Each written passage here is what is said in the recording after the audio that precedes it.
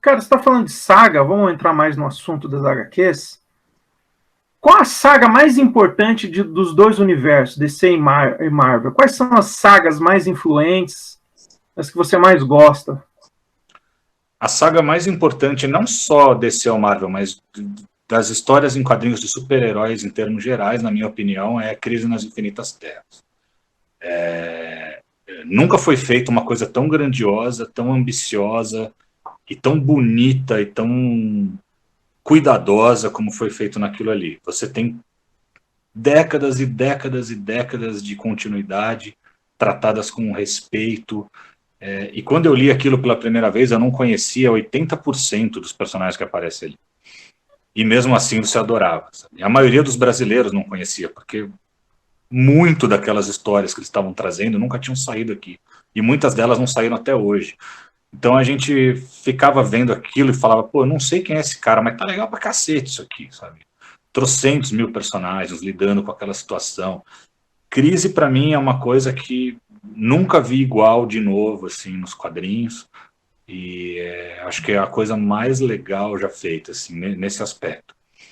Tem outras sagas, as Guerras Secretas são muito importantes pra Marvel, mas eu acho que não dá para comparar assim com Crise, sabe, em termos de, não sei se vocês sabem a história, né, que a DC ia fazer a Crise nas Infinitas Terras, só que eles demoraram anos e anos pesquisando, porque eles tinham que catalogar desde 1938 tudo que tinha sido feito, para depois conseguir juntar tudo e fazer todos aquele multiverso, as realidades.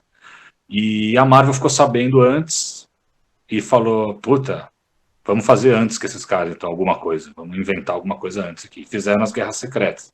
E também por causa do contrato que eles tinham para fazer os bonequinhos.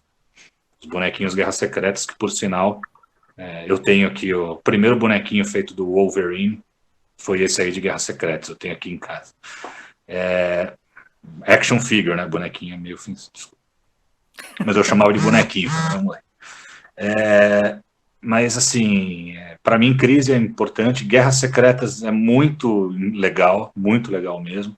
E tem outras sagas, assim, pô, as sagas dos X-Men dessa época, a saga da Ninhada.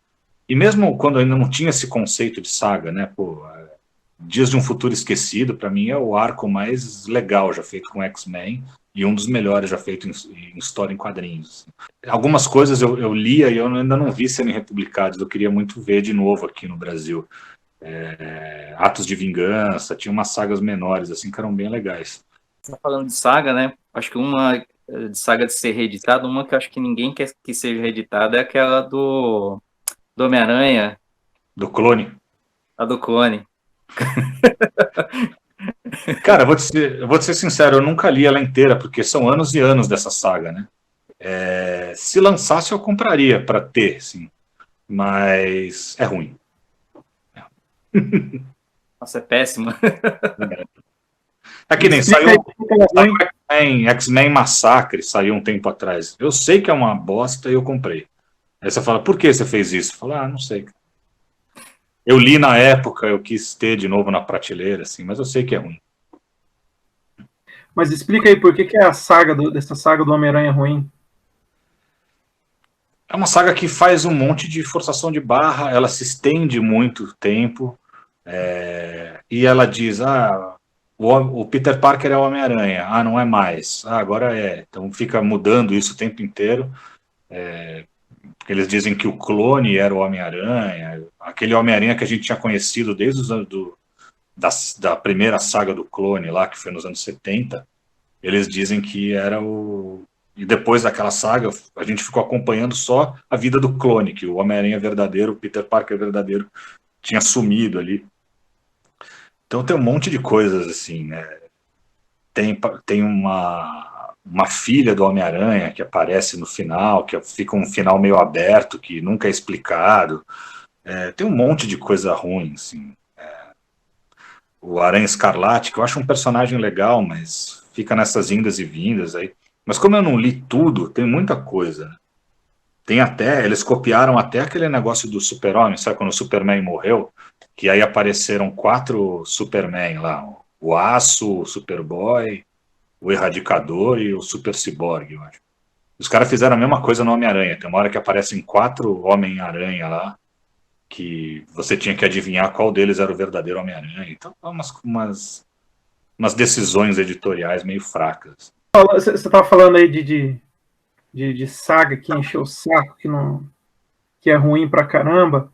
Então, quais são as piores sagas que você já leu? Que você fala, meu, isso aqui, Deus o livre, ainda bem que não fizeram filme. Cara, das que eu li, Massacre é ruim.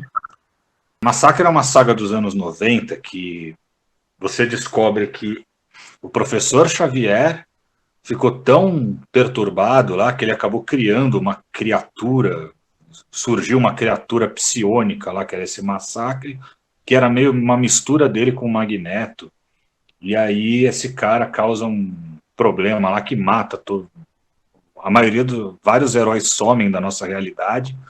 E aí começa outra saga que é terrível, que é Heróis Renascem, né? Que é quando o Jim Lee e o Rob Liefeld são chamados de volta para a Marvel para recriar o Capitão América, os personagens principais lá que não estavam vendendo bem na época. Isso foi bem antes, né, do filme dos Vingadores. Naquela época, X-Men bombava e Vingadores não vendia bem. Então eles falaram, pô, então agora vocês vão cuidar. Os caras estavam estourados, né? Tinham fundado a Image Comics e tal.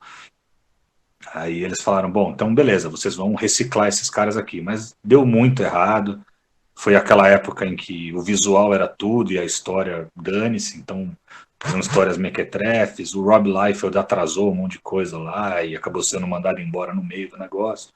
Então, assim, essa talvez seja a pior de todas, Heróis Renascem. Mas mesmo a Era do Apocalipse que eu estava falando, ela tem uma premissa que eu acho até interessante, divertidinho de ler, mas é ruim. Se você pegar as histórias e os roteiros, é fraco também.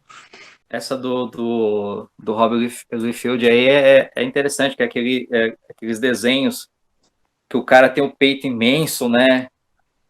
Tem até uma charzinha que os caras acharam uma foto de um cara que tem um peito daquele jeito, os caras postaram numa época na internet, tirando sarro. Capeitão. Então. Era uma coisa bem sem nexo nenhum, né, que ele fez.